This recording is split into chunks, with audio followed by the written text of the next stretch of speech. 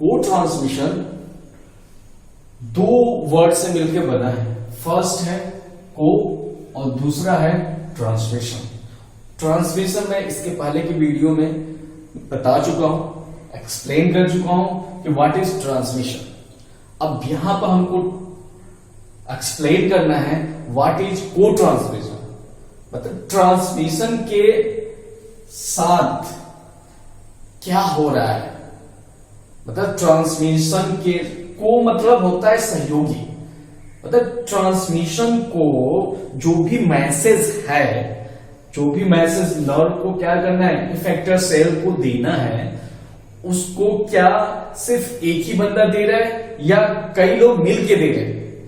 For example अगर देखा जाए तो एक डिपार्टमेंट में एक प्रोफेसर होते हैं, दूसरा असिस्टेंट प्रोफेसर होते हैं, तीसरा लेक्चरर होते हैं। ये सारे लोग मिलके उस डिपार्टमेंट को संभालने का काम करते हैं, यानी उसमें होने वाली सारी प्रक्रियाओं को वो देख रेख करते हैं। इसके लिए वो एक दूसरे का क्या करते हैं, सहयोग करते हैं। उसी प्रकार यहां पर भी जो ट्रांसमिशन है, जो नर्व सेल इफेक्टर सेल्स को मैसेज देने वाली है, उस मैसेज को वो पहले के टाइम में ये माना जाता था कि वो जो मैसेज दिया जा रहा है वो सिर्फ और सिर्फ एक ही ट्रांसमीटर के थ्रू दिया जाता है।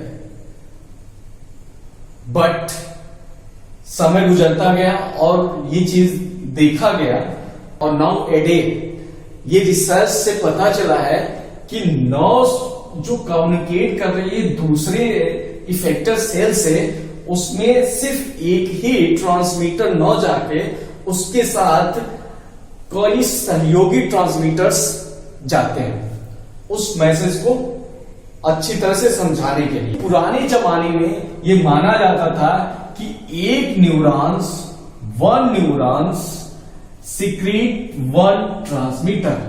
एक न्यूरॉन एक ट्रांसमीटर सिक्रीट करता है और वही आगे वाली सेल्स को मैसेज देता है। बट तो नाउ ए डे ये माना जाने लगा है कि जो एक न्यूरॉन्स है वो neurons more than one transmitter release करता है।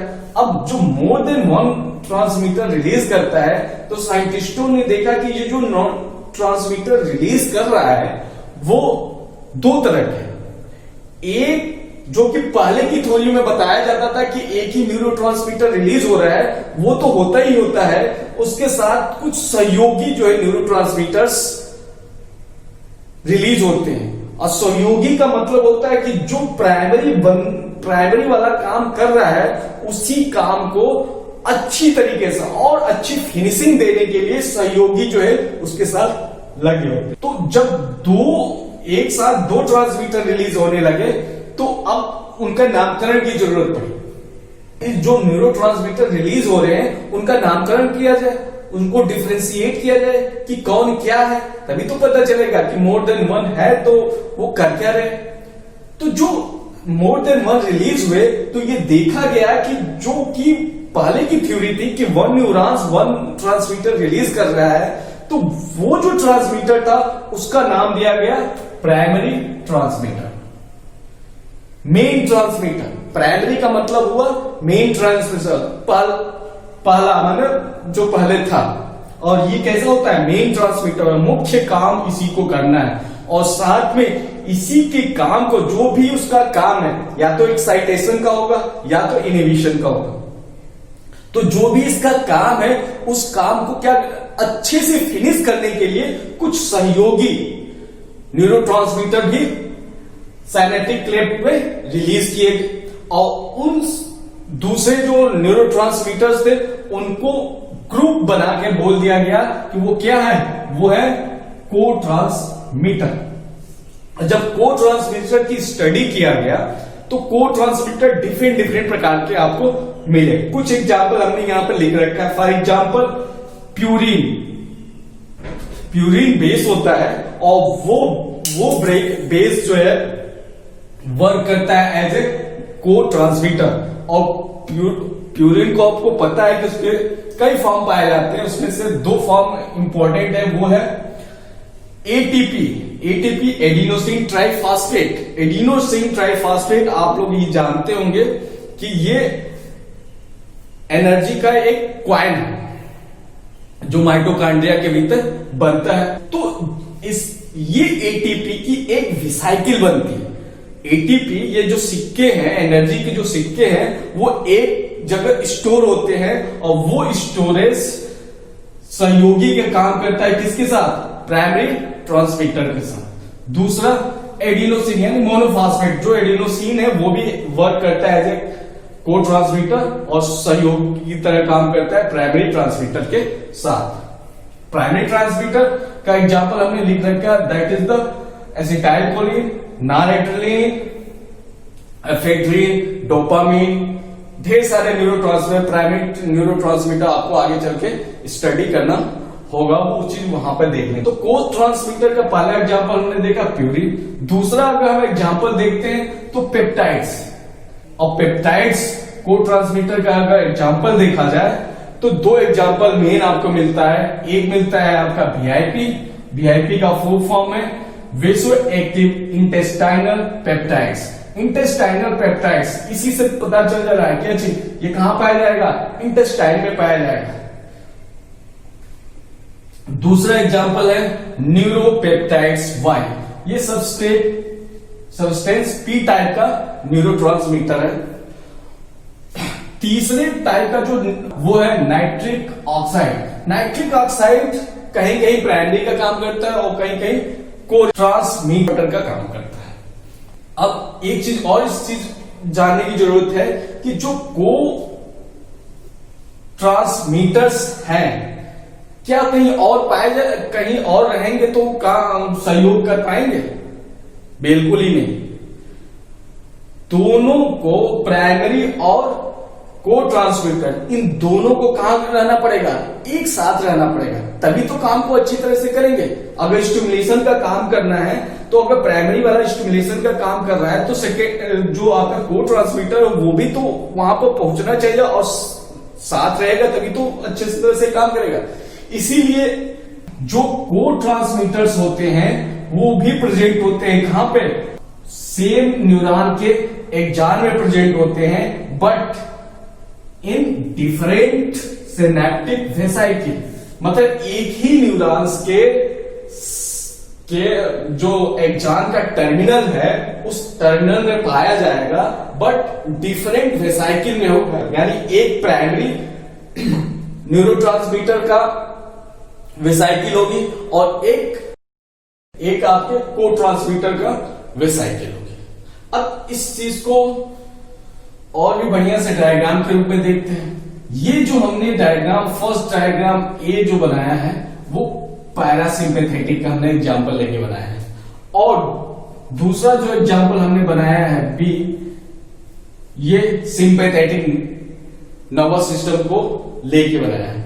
पर जो फर्स्ट है पैरासिम्पैथेटिक नर्व्स, तो पैरासिम्पैथेटिक नर्व्स में जो प्री वाली होगी वो कैसी होगी? पैरासिम्पैथेटिक नर्व्स होगी, और वो किससे जुड़ेगी? इफेक्टर सेल से जुड़ेगी। और पैरासिम्पैथेटिक नाम इसीलिए पड़ता है कि यहां पर जो प्राइमरी ट्रांसमीटर्स यूज किया जाता है वो एसिटाइल कोलिन होता है। प्राइमरी ट्रांसमीटर जो होता है वो एसिटाइल कोलिन होता है। यानी इस नर्व से जो प्राइमरी न्यूरोट्रांसमीटर की वेसाइकिल रिलीज होगी वो होगी एसिटाइल कोलिन। हम इस रेड वाले को मान लेते हैं क्या चीज? ये वेसाइकिल है एसिटाइल कोलिन की वेसाइकिल है। अब जब एसिटाइल कोलिन की वेसाइकिल है और आपको पता है कि ये रिलीज कैसे होगी? कैल्शियम भीतर आएगा, जब ये एक्टिवेट होगा कैल्शियम भीतर आएगा और इसको क्या करेगा? पेरिफेरी की तरफ लेके जाएगा, और पेरिफेरी पर लेके जाने के बाद से इसको क्या कर देगा? ब्लास्ट कर देगा। जब इसको ब्लास्ट कर देगा तो ब्लास्ट करने के बाद न्यूरोट्रांसमीटर क्या होगा? इस सिनेप्टिक क्लेफ्ट के भीतर रिलीज होगा, और रिलीज होने के बाद से वो अपने फेवरेट रिसेप्टर के ऊपर जाके बाइंड होगा। तो ये रेड कलर का है। और फेवरेट इसका जो रिसेप्टर्स है वो या तो हो सकता है मस्कर्निक रिसेप्टर या हो सकता है निकोटिनिक रिसेप्टर्स। ये दो प्रकार के रिसेप्टर्स के ऊपर बाइंड होता है, ये डिटेल्स में आगे देखेंगे। या तो ये मस्कर्निक पर बाइंड करेगा, नहीं तो निकोटिनिक रिसेप्टर के ऊपर बाइंड करेगा, और बाइंड करके वो उसका इफेक्ट किसके ऊपर देगा, इफेक्ट सेल के, इफेक्टिव सेल के ऊपर उसका इफेक्ट आ जाएगा। बट इन द आपको पता है सिनेप्टिक क्लेफ्ट में क्या प्रेजेंट होगा, एंजाइम्स। एंजाइम्स कौन सा, acetylcholine esterase enzymes. Acetylcholine esterase enzymes करेगा क्या, इस एसिटाइल कोलिन्स को काट के इसको डिस्ट्रॉय करने का, यानी जितना मैसेज दे पाए तो दे पाए, नहीं तो फिर क्या करेगी, ये एंजाइम को काट के डिस्ट्रॉय करके खत्म कर देगी। अब इस सेल्स को या तो कॉन्स्ट्रक्शन करना होगा, कॉन्स्ट्रक्शन करना है तो कॉन्स्ट्रक्शन कर देगा। अब ये जो कॉन्स्ट्रक्शन का काम है ये एसिटाइल कोलिन तो करेगा ही, साथ में इसके साथ और क्या है, एक को सहयोगी ट्रांसमीटर प्रेजेंट है, और वो सहयोगी ट्रांसमीटर्स का नाम है VIP, वेसो active intestinal peptide. वेसो active intestinal peptides इस कॉन्स्ट्रक्शन को, यानी स्टमक के भीतर कॉन्स्ट्रक्शन और रिलैक्सेशन होने से जो पेरिस्टाल्सिस मूवमेंट बन रहा है, उस मूवमेंट को और फाइन और बढ़िया से करने के लिए आपके पास एक और जो है न्यूरोट्रांसमीटर प्रेजेंट है, जो कि जब एसिटाइल कोलिन रिलीज होगा उसी समय ये भी क्या होता है, रिलीज हो जाता है, और ये जो काम करेगा उसी काम को और भी अच्छे से उसी के सहयोगी के रूप में ये काम इस इफेक्टर सेल्स के ऊपर जो कोड ट्रांसमीटर्स होते हैं वो करते हैं। दूसरा जो एग्जांपल लिया गया वो सिंपैथेटिक नर्वस सिस्टम से लिया गया, और सिंपैथेटिक नर्वस सिस्टम का जो प्राइमरी ट्रांसमीटर होता है वो नॉर एड्रेनलिन होता है, नॉर एड्रेनलिन होता है। अब नॉर एड्रेनलिन सिंपैथेटिक नर्व से रिलीज होगा, यानी प्री सिनेप्टिक नर्व से नॉर एड्रेनलिन रिलीज होगा, और नॉर एड्रेनलिन किसमें होगा, वेसाइकिल के अंदर बंद होगा। और वेसाइकिल क्या है, ये वेसाइकिल है, और वेसाइकिल जो है कैल्शियम से बाइंड करेगी, और बाइंड करके इसको कहां लेके जाया जाएगा, पेरिफेरी की तरफ, और पेरिफेरी पे आके ये क्या हो जाएगा, ब्लास्ट हो जाएगा। जब ब्लास्ट होगा तो इसके भीतर का जो नॉर एड्रेनलिन है वो नॉर एड्रेनलिन रिलीज होगा, और रिलीज होने के बाद से जो इफेक्टर सेल है, जो इसकी इफेक्टर सेल है, उस इफेक्टर सेल्स के ऊपर प्रेजेंट रिसेप्टर के ऊपर ये बाइंड होगा, और बाइंड होने के बाद से इसके ऊपर एक्शन शो करेगा। अगर ये दोनों एक दूसरे के अपोजिट काम करते, अगर पैरासिम्पैथेटिक कॉन्स्ट्रक्शन का काम कर रही है तो ये मोस्टली क्या करती है, उसी के जस्ट अपोजिट काम करती है, रिलैक्सेशन का काम करेगी, तो यहां पर उसको रिलैक्स करने का काम करेगी। तो जो भी ये काम जो है हम डिटेल्स में आगे देखते रहेंगे, बट यहां पर जो भी इसका काम है उस काम को ये क्या कर रहा है, नॉर एड्रेनलिन करेगा। अब नॉर एड्रेनलिन यहां पर काम किया, और नॉर एड्रेनलिन का करने के बाद से अगर इसकी कंसंट्रेशन इस मीडियम में क्या होगी, ज्यादा है, तो इसके ऊपर प्रेजेंट जो रिसेप्टर होगा वो बोलेगा क्या चीज, कि आप नॉर एड्रेनलिन सीक्रेट करना क्या कर दो, बंद कर दो, टर्मिनेशन के स्टेज, लास्ट 5th स्टेज। और नहीं तो ये क्या करेगा, इनको एक बगल में प्रेजेंट ट्रांसपोर्टर, इस ट्रांसपोर्टर का नाम है नॉरएपिनेफ्रिन ट्रांसपोर्टर। नॉरएपिनेफ्रिन ट्रांसपोर्टर को शार्ट में बोलते हैं NET। ये ट्रांसपोर्टर क्या करेगा, नॉर एड्रेनलिन को पकड़ के कहां भेज देगा, प्री सिनेप्टिक नर्व्स में, तो ये टर्मिनेट हो। तो ये जो काम कर रहा है उस काम को और बढ़िया से करने के लिए उसके साथ जो सहयोगी को ट्रांसमीटर्स होता है उसका नाम है NPY, न्यूरोपेप्टाइड वाई। ये इसकी जो नॉरएपिनेफ्रिन है उसकी जो एक्टिविटी है उसको और बढ़िया से प्रमोट कर देते हैं।